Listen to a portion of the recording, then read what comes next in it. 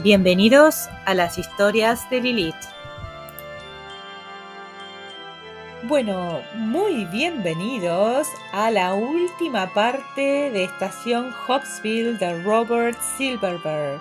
Estamos en la última parte, último capítulo, son 13 capítulos, pero bueno, nada, vamos a estar finalizando esta historia. Así que con mucha emoción, comencemos. Habían arrestado a Barrett en un espléndido día de octubre del 2006, cuando las hojas estaban secas y amarillentas, cuando el aire era claro y fresco, cuando el cielo despejado y azul parecía reflejar toda la gloria del otoño. Ese día estaba en Boston, como el día que, una decena de años antes, habían arrestado a Janet en su apartamento de Nueva York. Iba por la calle Boylston rumbo a una cita cuando dos jóvenes ágiles con traje de calle gris neutro acompasaron su paso al suyo durante unos 5 metros y se acercaron para flanquearlo. «James Edward Barrett», dijo el de la izquierda. «Sí. ¿Para qué fingir?» «Nos gustaría que nos acompañaras», dijo el de la derecha. «Por favor, no intentes usar la violencia», dijo su compañero. «Será mejor para todos, especialmente para ti». «No crearé ningún problema», dijo Barrett. Tenían un coche estacionado en la esquina. Sin apartarse de él en ningún momento, lo guiaron hasta el coche y lo metieron dentro. Cuando cerraron las puertas, no las trabaron manualmente, sino con aparato de radio. «¿Puedo hacer una llamada telefónica?», preguntó Barrett. «No, lo siento». El agente que iba sentado a su izquierda sacó un desmagnetizador y rápidamente anuló cualquier dispositivo de grabación que pudiera llevar Barrett. El agente de la derecha comprobó si llevaba instrumentos de comunicación y le encontró el teléfono montado sobre la oreja y hábilmente se lo sacó. Bloquearon a Barrett con un campo inhibidor de microondas que le dejaba bastante libertad para bostezar o desperezarse, pero no para tocar a los agentes que iban a su lado. El coche se alejó de la acera. «Parece que al fin me ha tocado», dijo Barrett. «Llevo esperándolo tantos años que ya empezaba a creer que no me ocurriría nunca». «Tarde o temprano ocurre», dijo el de la izquierda. «A todos los que estáis en esto», dijo el de la derecha, «solo es cuestión de tiempo». Tiempo, sí. En 1985, 1986, 1987, los primeros años en el movimiento de resistencia, un Jim Barrett adolescente había esperado constantemente el arresto. El arresto o algo peor, un rayo láser que salía de la nada y le perforaba la calavera. En esos años veía al nuevo gobierno como algo omnisciente y amenazador, y se consideraba en peligro constante. Pero los arrestos habían sido pocos, y con el tiempo Barrett se había ido al otro extremo, convencido ya de que la policía secreta no lo tocaría nunca. Hasta se había convencido de que habían tomado la decisión de no molestarlo, que el régimen no lo detenía para demostrar su tolerancia hacia los disidentes. Cuando el canciller Dantel reemplazó al canciller Arnold, Barrett perdió parte de aquella ingenua confianza en la gracia personal. Pero en realidad no había considerado en serio la posibilidad del arresto hasta el día que se llevaron a Janet. Uno no cree que pueda ser golpeado por un rayo hasta que ve cómo mata al que está al lado. Y después de eso espera siempre que los cielos se vuelvan a abrir cada vez que aparece una nube. Había habido arrestos durante el período duro de mediados de la década de los 90, pero a él nunca lo habían buscado para interrogarlo. Con el tiempo llegó a pensar de nuevo que era inmune. Después de 20 años conviviendo de manera intermitente con la idea del arresto, Barrett había relegado esa posibilidad a un rincón de la mente y se había desentendido del asunto. Y ahora habían ido finalmente a buscarlo. Buscó en el alma alguna reacción y la única que encontró, alivio, lo sorprendió. La incertidumbre había terminado. También el duro trabajo. Ahora podría descansar. Tenía 38 años. Era comandante supremo de la División Oriental del Frente Continental de Liberación. Desde la adolescencia había trabajado para provocar el derrocamiento del gobierno, dando 1.000.000 de pequeños pasos que no lo habían llevado a ninguna parte. De todos los que habían estado presentes en su primera reunión clandestina, aquel día de 1984, solo quedaba él. Janet estaba desaparecida y probablemente muerta. Jack Bernstein, su mentor en temas revolucionarios, se había pasado alegremente al enemigo. Hacía pocos años había muerto Hawksbill, hinchado e hipotiroideo, a los 43. Decían que su trabajo sobre los viajes por el tiempo había sido un éxito. Había construido una máquina del tiempo que funcionaba y la había entregado al gobierno. Existía el rumor de que el gobierno hacía experimentos con la máquina, usando como sujetos a los prisioneros políticos. Barrett había oído que el viejo Pleyel había sido una de las personas usadas. Lo habían arrestado en marzo del 2005 y ahora nadie sabía dónde estaba. El arresto de Pleyel había dejado a Barrett al mando del sector, tanto en lo nominal como en la práctica, pero había esperado tener algo más de tiempo antes de que la detuvieran también a él. Así que de los demás revolucionarios de 1984 no había nadie. Todos estaban muertos o desaparecidos o se habían pasado al otro bando. Solo quedaba él, y ahora estaba a punto también de desaparecer o de morir. Curiosamente, casi no se lamentaba. Estaba dispuesto a dejar que otros se encargaran de la aburrida tarea de prepararse para la revolución. La revolución que jamás llegaría, pensó con amargura. La tenían perdida desde que antes de empezar. A través del tiempo le llegaban las palabras de Jack Bernstein en 1987. Si no nos apropiamos de los niños que están creciendo, perderemos. Los sindicalistas se apropian de ellos, los educan para que piensen que el sindicalismo es verdadero y bueno y hermoso, y cuanto más dure eso, más durará. Es algo que se autoperpetúa. Aquel que quiera volver a la vieja Constitución o que quiera enmendar la nueva, pasará por un radical peligroso, y los sindicalistas serán los chicos agradables, seguros, conservadores que siempre hemos tenido y que siempre queremos. Al llegar a ese punto, todo se habrá acabado para siempre. Sí, Jack tenía razón. El Frente se había apropiado de algunos niños que estaban creciendo, pero no de los suficientes.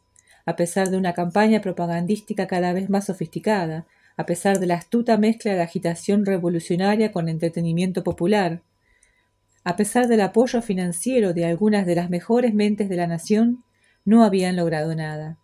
No habían podido movilizar a la enorme y plácida masa de ciudadanos que estaban satisfechos con el gobierno, fuera cual fuese ese gobierno, ni a los que temían más ponerse a mover peligrosamente el barco que el barco los devorara.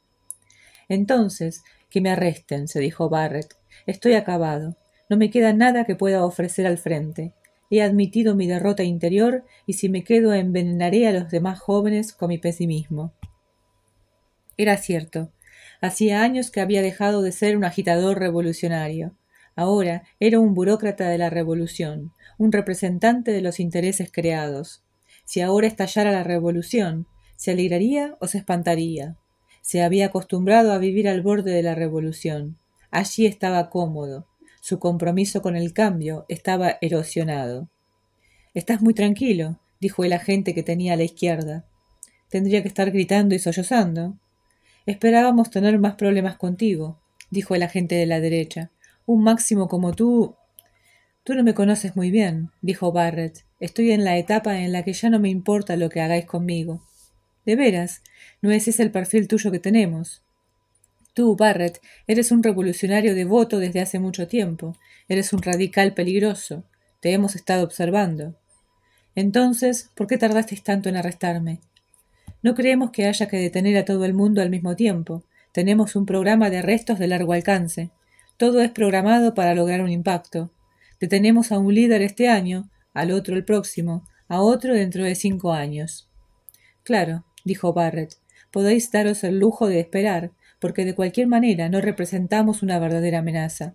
No somos más que una pandilla de farsantes». «Casi parece que hablas en serio», dijo el agente de la izquierda. Barrett se echó a reír.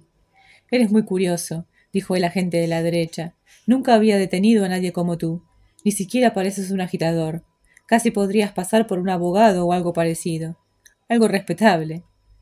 «Entonces, ¿estáis seguros de haber detenido a la persona que buscáis?», preguntó Barrett. Los dos agentes se miraron. El hombre de la derecha detuvo el coche y desactivó el campo inhibidor dentro del cual estaba enjaulado Barrett. Agarró la mano derecha de Barrett y la llevó hasta la placa de datos del tablero de mandos. Tecleó algo en el ordenador y esperó. Pasó un momento, mientras el ordenador central cotejaba las huellas digitales de Barrett con sus archivos. Sí, eres Barrett, dijo el agente con evidente alivio. Creo que nunca lo negué, solo pregunté si estabais seguros. Bueno, ahora estamos más seguros todavía. Muy bien. Eres muy raro, Barrett. Le llevaron al aeropuerto. Allí estaba un pequeño avión del gobierno. El viaje duró 2 horas, tiempo casi suficiente para cruzar todo el continente, pero Barrett no tenía ninguna certeza de que hubiesen viajado semejante distancia. Podían haber estado dando vueltas sobre Boston todo ese tiempo. Sabía que el gobierno hacía esas cosas. Cuando aterrizó, ya era de noche. Casi no vio ningún detalle del aeropuerto, pues acercaron una cápsula sellada de transporte al avión y lo metieron en ella a toda prisa. Eso impidió a Barrett saber dónde podía estar. Pero no necesitaba que le dijeran cuál era el destino. Terminó el viaje en uno de los campamentos de interrogatorios del gobierno. A sus espaldas se cerró una puerta de metal lisa, suave y negra. Dentro todo era pulcro, intensamente iluminado, antiséptico. Podría haber sido un hospital. Los pasillos se alejaban en muchas direcciones. Las luces indirectas producían un agradable resplandor entre verdoso y amarillo. Le dieron de comer, le dieron un uniforme de una sola pieza hecho con una tela de aspecto imperecedero. Lo metieron en una celda. Barrett se sorprendió y se alegró un poco al descubrir que no había caído en un sector de máxima seguridad. Su celda era una habitación cómoda, de unos 10 por 14, con una litera, un inodoro, un baño ultrasónico y un ojo de video detrás de una barrera casi invisible en el techo. En la puerta de la celda había una reja a través de la cual podría entablar conversaciones con los prisioneros de las células de enfrente. No reconocía sus nombres. Algunos pertenecían a grupos clandestinos de los que él nunca había oído hablar, a pesar de que él creía estar enterado de todo. Al menos unos cuantos de sus vecinos probablemente fueran espías del gobierno, pero eso a Barrett no le importaba, porque era algo con lo que ya contaba. ¿Con qué frecuencia vienen los interrogadores?, preguntó Barrett. No vienen nunca, dijo el hombre barbudo y fornido que tenía enfrente. Se llamaba Falks. Yo llevo aquí 1 mes y todavía no han venido a interrogarme. No vienen aquí a interrogar, dijo el hombre de al lado de Falks. Te sacan y te interrogan en alguna otra parte. Después ya no regresas aquí. Pero no tienen prisa. Yo llevo aquí 1 mes y medio. Pasó una semana y nadie parecía darse por enterado oficialmente de la presencia de Barrett. Lo alimentaban con regularidad, le permitían solicitar ciertas lecturas y cada 3 días lo sacaban de la celda para hacer ejercicio en el patio. Pero no había ningún indicio de que fueran a interrogarlo o a procesarlo o incluso a acusarlo de algo. Según la ley de detención preventiva, si se lo consideraba peligroso para la continuidad del Estado, podían retenerlo de manera indefinida sin obligación de hacerlo comparecer ante un juez. A algunos de los prisioneros se lo llevaban. No regresaban nunca.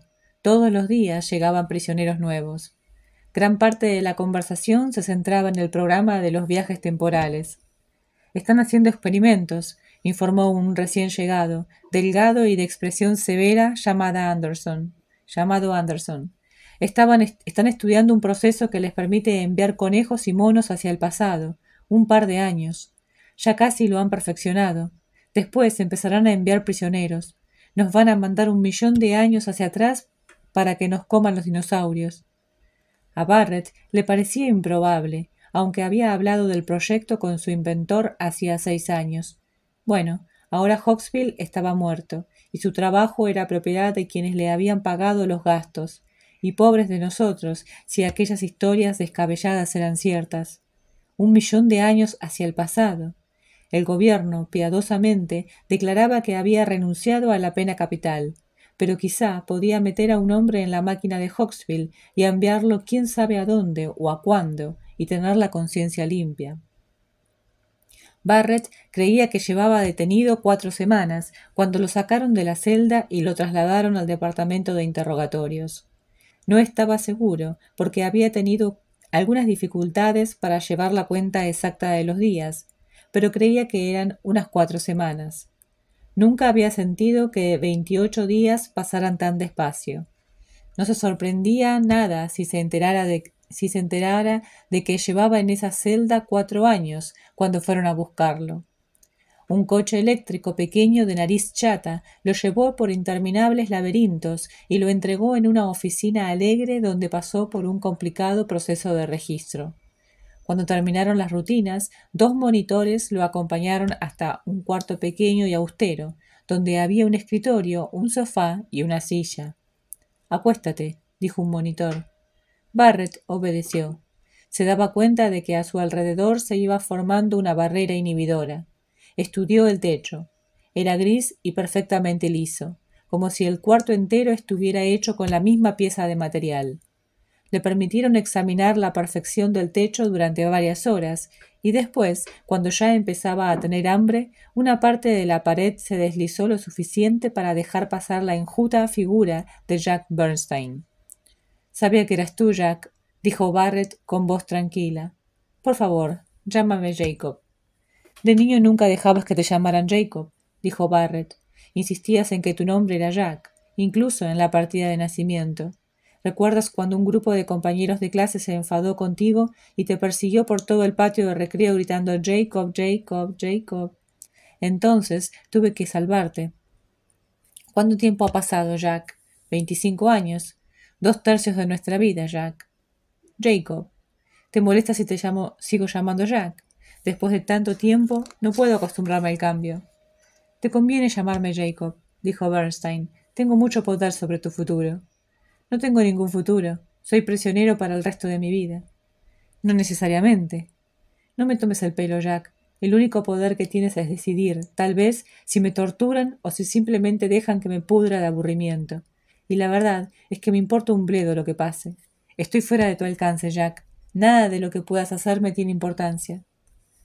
«No obstante», dijo Bernstein, «quizá te convenga cooperar conmigo, tanto en las cosas pequeñas como en las grandes. Por desesperada que consideres tu situación actual, aún estás vivo, y quizá descubras que no queremos hacerte daño. Pero todo eso depende de tu actitud. Ahora, resulta que me gusta que me llamen Jacob, y no creo que te cueste tanto adaptarte». «Ya que querías cambiarte el nombre, Jack», dijo Barrett en tono afable, «¿por qué no te pusiste Judas?» Bernstein no contestó de inmediato. Atravesó la habitación y se detuvo junto al sofá donde estaba acostado Barrett, y lo miró con aire impersonal, distraído. Su cara, pensó Barrett, parece tranquila y relajada por primera vez desde que lo conozco. Pero ha perdido más peso. Sus pómulos son como cuchillos. No puede pesar más de 50 kilos. Y sus ojos son tan brillantes. «Qué imbécil has sido siempre, Jim», dijo Bernstein. «Sí, no tuve la sensatez de ser radical cuando tú entraste en el movimiento clandestino. Después no tuve la sensatez de saltar al otro lado cuando hubiera sido conveniente. Y ahora no tienes la sensatez de complacer a tu interrogador. No sé venderme, Jacob. Ni siquiera para salvarte. ¿Qué pasa si no quiero salvarme? La revolución te necesita, ¿no es así?», preguntó Bernstein. «Es tu deber salir de aquí y seguir con tu tarea sagrada de derribar al gobierno». «¿De veras? ¿De veras?» «No lo creo, Jack. Estoy cansado de ser un revolucionario. Siento que me gustaría quedarme aquí acostado descansando durante los próximos 40 o 50 años. Teniendo en cuenta lo que son las prisiones, esta es bastante cómoda». «Puedo conseguir que te liberen», dijo Bernstein, «pero solo si cooperas». Barrett sonrió. «De acuerdo, Jacob. Dime qué quieres saber y veré si puedo darte las respuestas que buscas». «Ahora no tengo preguntas». «¿Ninguna?» «Ninguna». «Qué manera estúpida de interrogar a un hombre, ¿no te parece?» «Sigues resistiéndote mucho, Jim. Volveré en otro momento y hablaremos de nuevo». Bernstein salió de la habitación. Dejaron solo a Barrett durante un par de horas, hasta que pensó que enloquecería de aburrimiento, y entonces le llevaron comida. Esperaba que Bernstein regresase después de la cena, pero Barrett no volvió a ver al interrogador por un largo tiempo. Esa noche lo metieron en un tanque de interrogatorios. Según la teoría, muy razonable por otra parte, si se priva a alguien de todos los estímulos sensoriales, se le reduce la individualidad, y por lo tanto su tendencia a la obstinación. Tapónale las orejas, tápale los ojos, mételo en un baño caliente de nutrientes, envíale comida y aire por conductos plásticos, déjalo flotar ocasionalmente, como si estuviera en el útero, día tras día, hasta que se le pudra el espíritu y se le erosione el ego. Barrett entró en el tanque. No oía, no veía, tampoco, poco tiempo después, no podía dormir. Acostado allí en el tanque, se dictó su propia autobiografía, un documento de varios volúmenes. Inventó juegos matemáticos de gran complejidad. Recitó los nombres de los estados de los viejos Estados Unidos de Norteamérica y trató de recordar los nombres de sus capitales. Revivió escenas que habían sido culminantes en su vida, alterando de vez en cuando el guión. Después, hasta pensar le costaba, y se dejó flotar a la deriva en la marea amniótica. Llegó a creer que estaba muerto, y que aquello era la otra vida, el descanso eterno. Pronto su mente entró en una renovada actividad, y esperó ansiosamente a que lo sacaran del tanque y lo interrogaran. Después esperó con desesperación, y después esperó con furia, y después, sencillamente, dejó de esperar. Después de algo así como 800 años, lo sacaron del tanque. ¿Cómo te sientes?, preguntó un guardia. La voz fue como un chillido. Barrett se llevó las manos a las orejas y cayó al suelo. Lo levantaron. Ya te acostumbrarás al sonido de las voces, dijo el guardia. ¡Basta!, murmuró Barrett. ¡Cállate! No soportaba ni siquiera el sonido de su propia voz. Los latidos de su corazón eran truenos despiadados en sus oídos. Su respiración producía un susurro feroz, como si unas ráfagas de viento estuvieran destrozando bosques. Tenía los ojos anestesiados por la avalancha de impresiones visuales. Temblaba, sentía escalofríos. Jacob Bernstein fue a verlo cuando hacía 1 hora que lo habían sacado del tanque. ¿Te sientes descansado?, preguntó Bernstein. Relajado, feliz, con ganas de cooperar. ¿Cuánto tiempo estuve allí dentro? No estoy autorizado a decírtelo. 1 semana, 1 mes, 1 año. ¿Qué día es hoy? Da igual, Jim. Por favor, deja de hablar. Tu voz me lastima los oídos. Bernstein sonrió. Ya te adaptarás. Espero que hayas repasado tus recuerdos mientras descansabas, Jim. Ahora te pido que respondas a algunas preguntas. Para empezar, los nombres de personas de tu grupo. No todo el mundo, solo los que están en puestos de responsabilidad. Tú conoces todos los nombres, murmuró Barrett. Quiero oírtelos a ti. ¿Para qué? Quizá te sacamos del tanque antes de tiempo. Entonces ponme allí de nuevo, dijo Barrett. No seas testarudo. Hazme la lista de algunos nombres. Al hablar me duelen los oídos. Bernstein cruzó los brazos.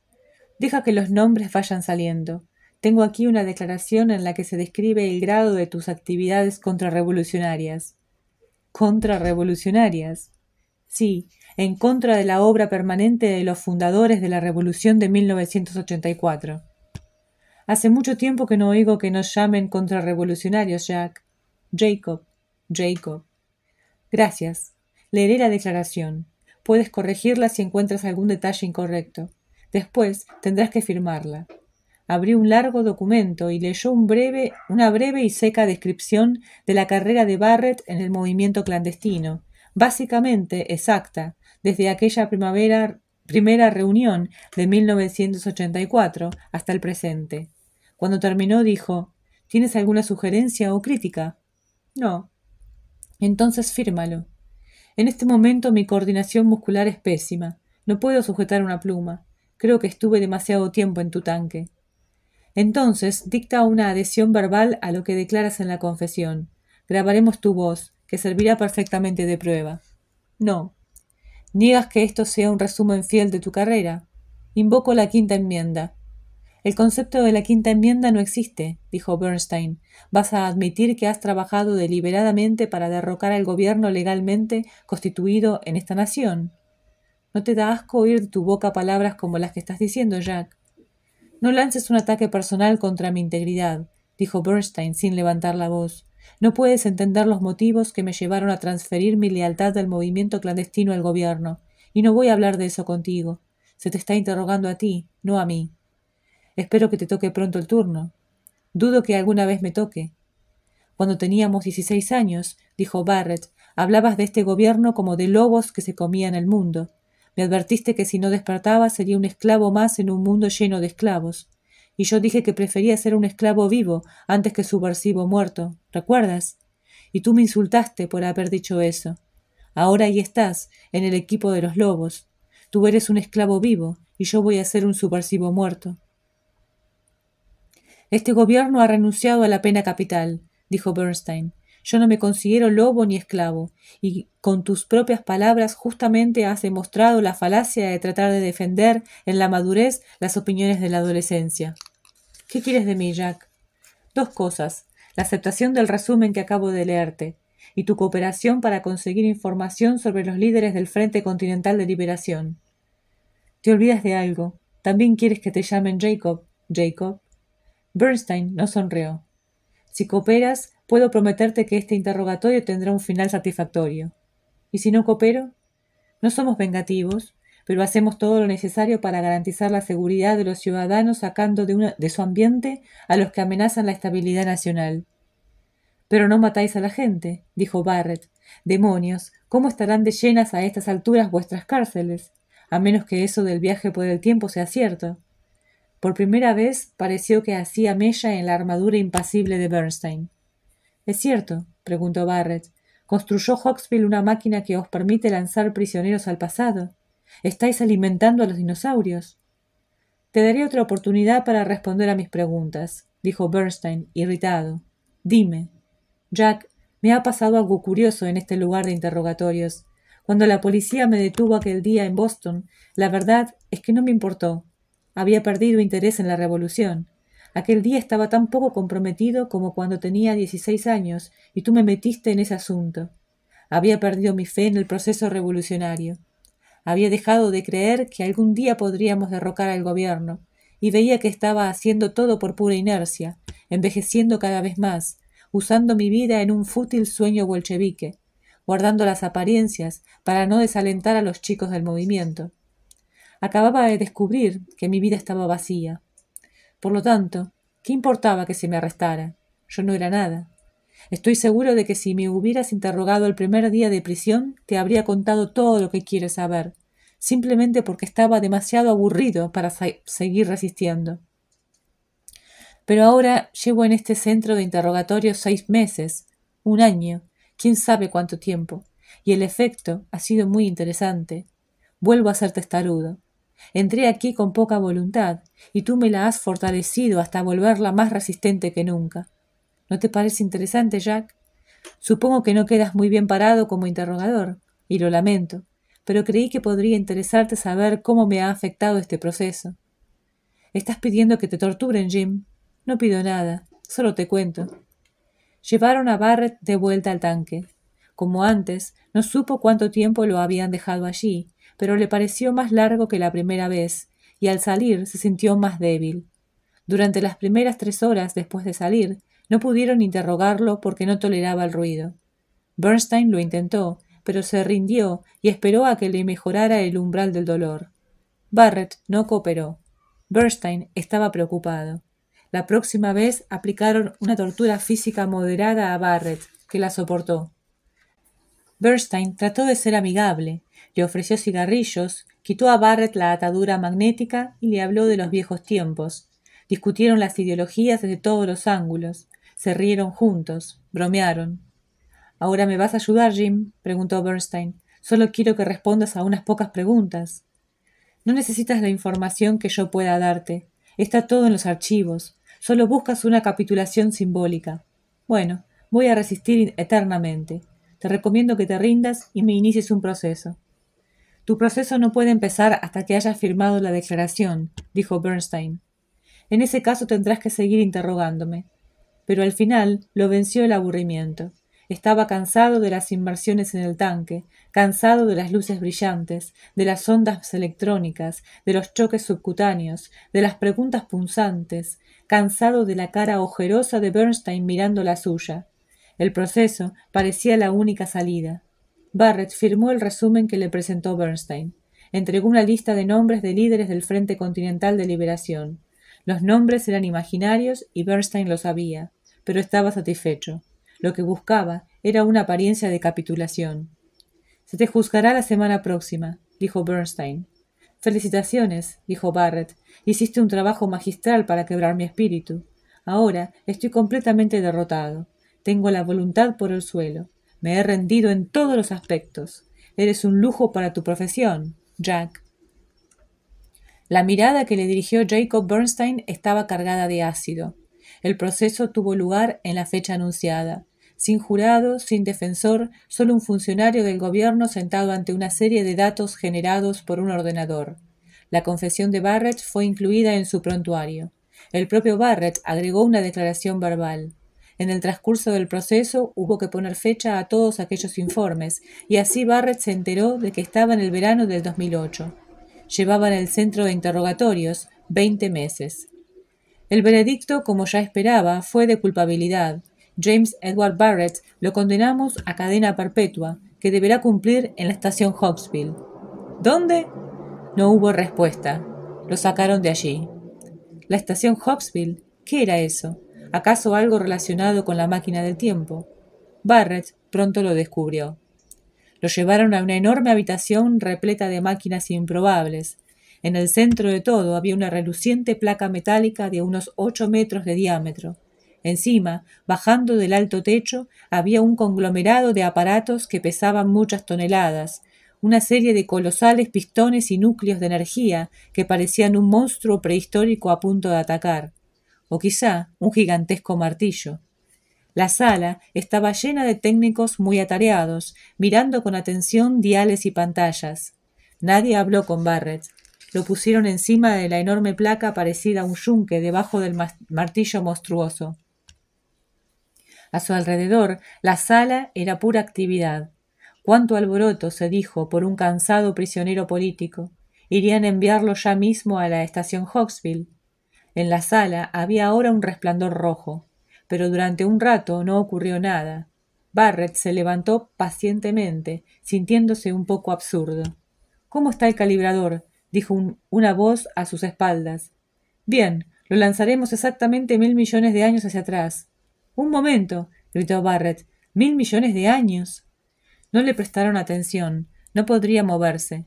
Se oyó un sonido agudo y apareció un extraño olor en el aire. Entonces sintió el dolor más intenso y desgarrador que había experimentado jamás. ¿Acaso habría bajado aquel martillo y lo habría aplastado? No veía nada, no estaba en ninguna parte, y caía, aterrizando. Se incorporó, aturdido, sudando, desconcertado. Estaba en otra sala, rodeado por el mismo tipo de máquinas, pero las caras que lo rodeaban no eran las caras inexpresivas de técnicos impersonales. Reconoció esas caras, miembros del Frente de Liberación Continental, hombres que no veía desde hacía años, hombres que habían sido arrestados, cuyo paradero no conocía nadie. Allí estaba Norm Pleyel, con lágrimas en los dulces ojos. Jim Barrett, así que finalmente te mandaron aquí también, Jim. No intentes levantarte. Ahora estás bajo un shock temporal, pero pronto se te pasará. Esta es la estación Hawksville, dijo Barrett con voz ronca. Esta es la estación Hawksville, tal como la ves. ¿Dónde está? No dónde, Jim, sino cuándo. Esto queda en el pasado, a 1.000 millones de años de distancia. No. Negó con la cabeza aturdida. Así que la máquina de Hawksville había funcionado, y los rumores tenían fundamento, y era allí a donde mandaban a los revolucionarios más problemáticos. ¿Janet estaba también en ese sitio?, preguntó. No, dijo Pleyel. Allí solo había hombres, 20 o 30 prisioneros que de algún modo se las arreglaban para sobrevivir.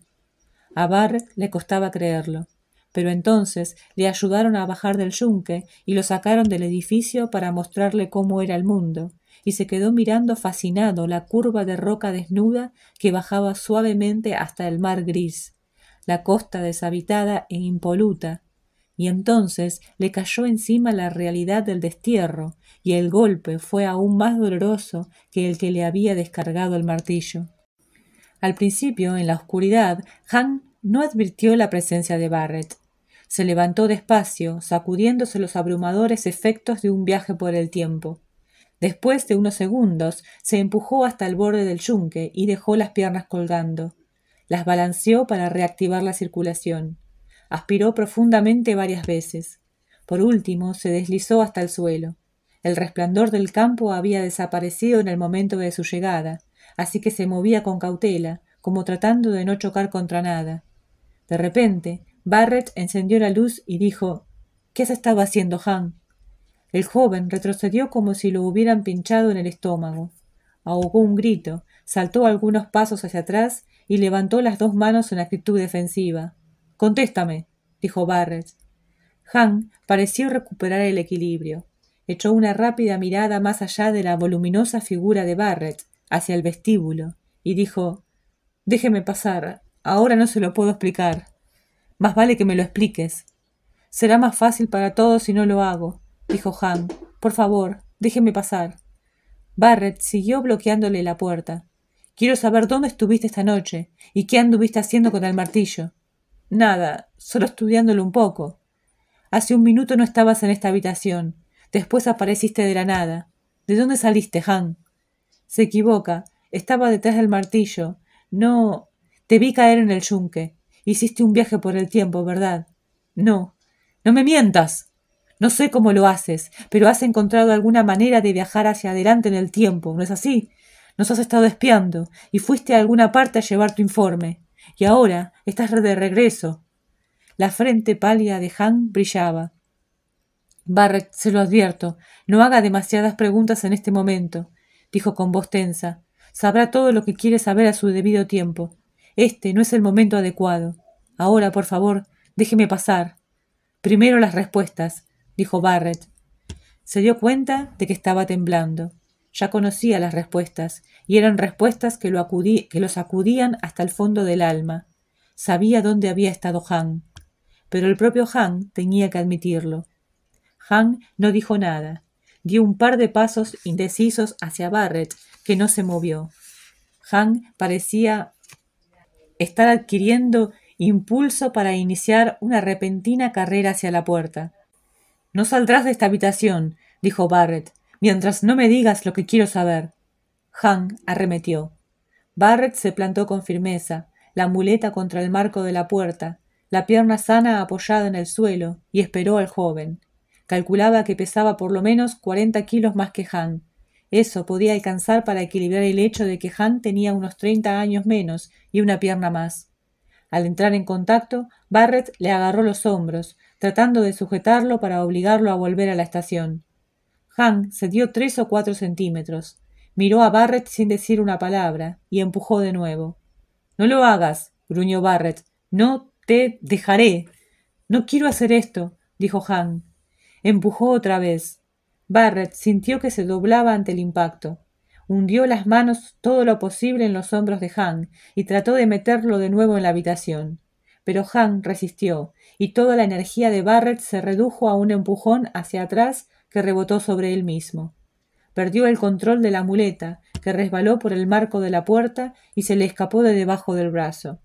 Por un angustioso instante, todo el peso de Barrett se apoyó en la aplastada inutilidad de su pie izquierdo. Y entonces, como si las extremidades se le estuvieran derritiendo debajo del cuerpo, empezó a hundirse hacia el suelo. Aterrizó con un enorme estrépito. Quesada, Altman y Latimer entraron corriendo en la habitación. Barrett se retorcía de dolor en el suelo, clavando los dedos en el muslo de la pierna herida. Hank estaba de pie a su lado con cara triste, las manos entrelazadas. «Lo siento», dijo. «No tendría que haberme cerrado así el paso». Barrett lo miró furioso. «Viajaste por el tiempo, ¿no es así? Ahora puedes contestarme». «Sí», dijo por fin Hank. «Fui arriba». Una hora más tarde, después de que Quesada le inyectó suficientes calmantes para que no aullara de dolor, Barrett oyó la historia completa. Hank no quería revelar aquello tan pronto, pero había cambiado de idea después de la pequeña pelea. Todo era muy sencillo. El viaje por el tiempo funcionaba ahora en ambas direcciones. Toda la palabrería sobre el flujo de la entropía había quedado sencillamente en eso. Palabras vacías. No, dijo Barrett.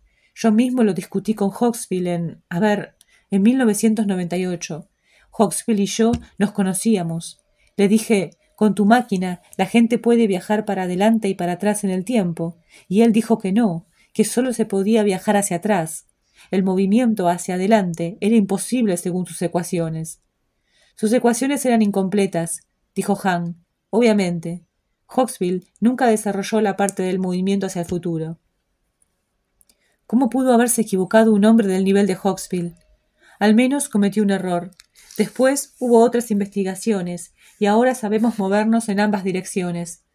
Hasta a Einstein tuvieron que corregirlo. ¿Por qué no a Hawksbill? Barrett negó con la cabeza. Sí, ¿por qué no a Hawksbill?, se preguntó. Pero él se había convencido de que el trabajo de Hawksbill era perfecto, y que estaba condenado a vivir hasta sus últimos días en el comienzo de los tiempos. ¿Cuánto tiempo hace que se conoce la posibilidad de viajar en ambas direcciones?, preguntó Barrett. Por lo menos 5 años, dijo Han. Todavía no sabemos con exactitud cuándo se produjo el gran avance. Cuando terminemos de revisar todos los archivos secretos del anterior gobierno... ¿El anterior gobierno? Han asintió. La revolución se produjo en enero del 2029. No fue nada violenta. Los sindicalistas se enmohecieron por dentro, y cuando recibieron el primer empujón, se cayeron. Había un gobierno revolucionario esperando entre bastidores para hacerse cargo del poder y restituir las viejas garantías constitucionales. ¿Fue el moho?, preguntó Barrett, ruborizándose. ¿O las termitas? No te equivoques de metáfora. Hank miró para otro lado. Lo que importa es que cayó el viejo gobierno.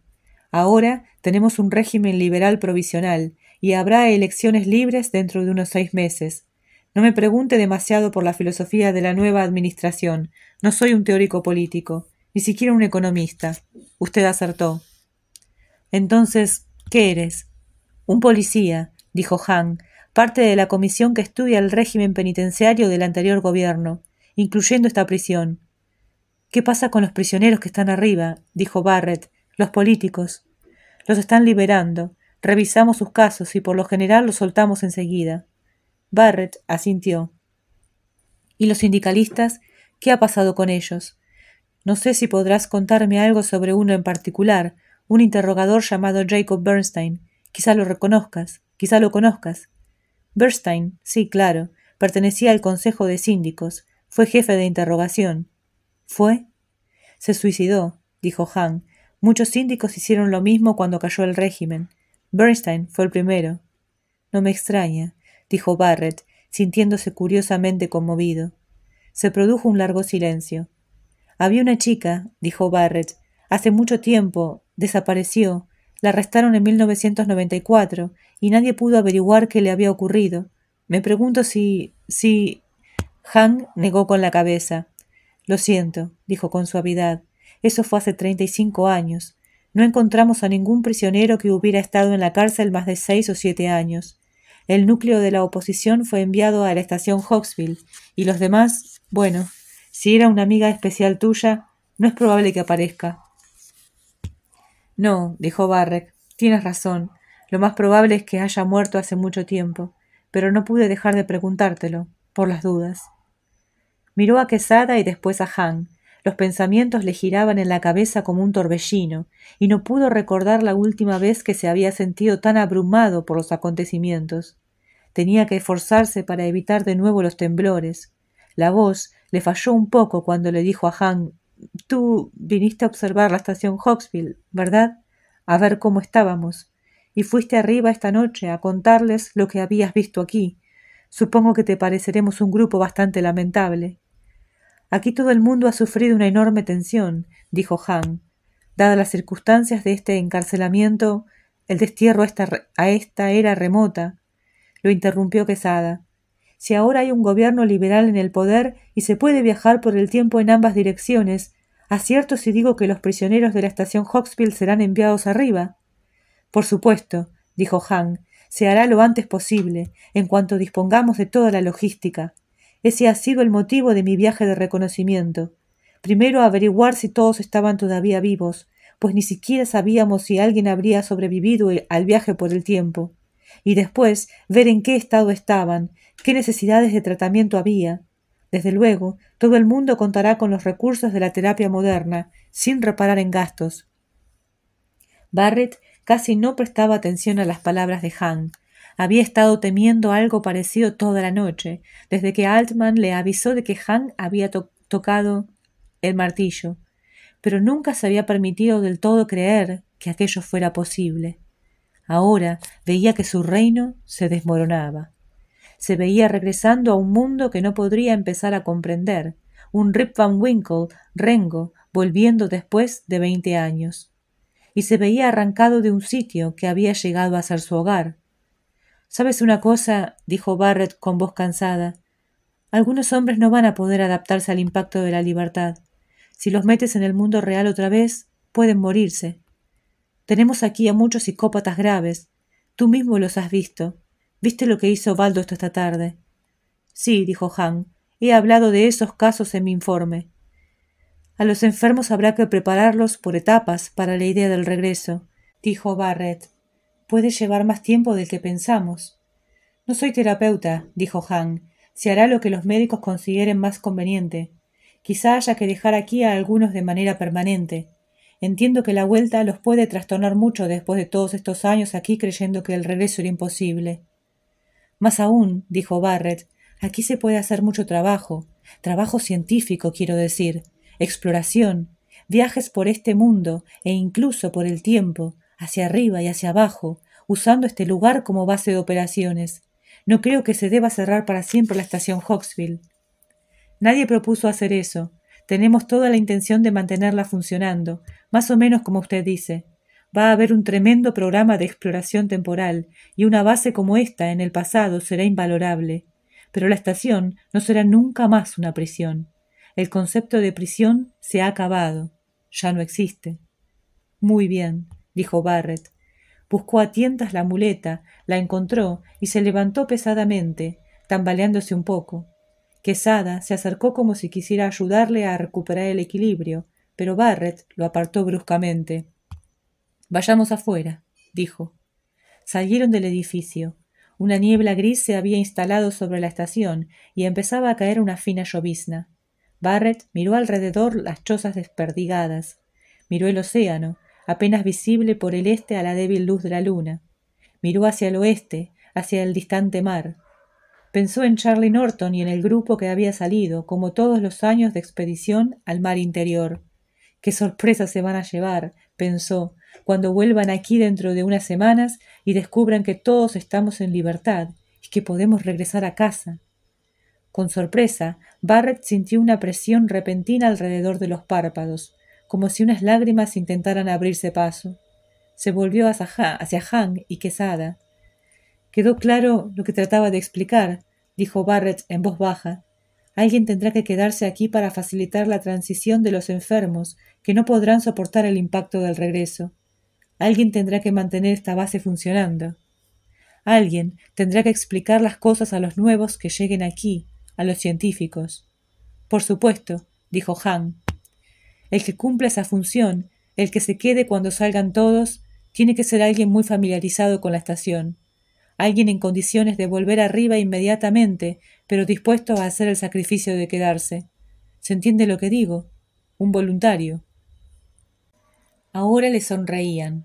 Barrett se preguntó si esas sonrisas no serían un tanto condescendientes. Se preguntó si no estaría siendo un poco transparente, de más. «Que se vayan al diablo los dos», pensó. Aspiró el aire cámbrico hasta hincharse bien los pulmones.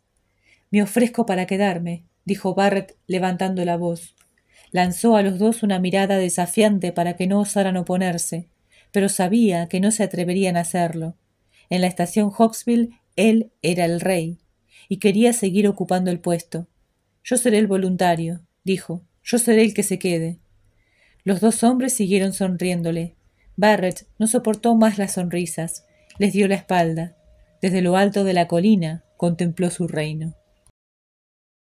Y este es el fin de esta maravillosa historia Qué emocionante final, la verdad que no sabía qué podía pasar, estaba en la duda absoluta, pero este final fue tan cálido, tan emotivo, creo que me llenó el alma. Qué bonito. Finalmente las cosas funcionaron. Porque bueno, nada es eterno, ¿verdad? Afortunadamente, nada es eterno. Y si les ha gustado esta historia y este final, por favor dejen sus likes, sus comentarios acerca de el final si les ha gustado, si no les ha gustado, qué impresión les dio. Y también por favor suscríbanse, que a mí me ayuda muchísimo. Así que nada, este es el final de esta maravillosa historia, pero no la última. Mañana hay un nuevo comienzo. Los voy a estar esperando. Hasta mañana. Gracias por estar.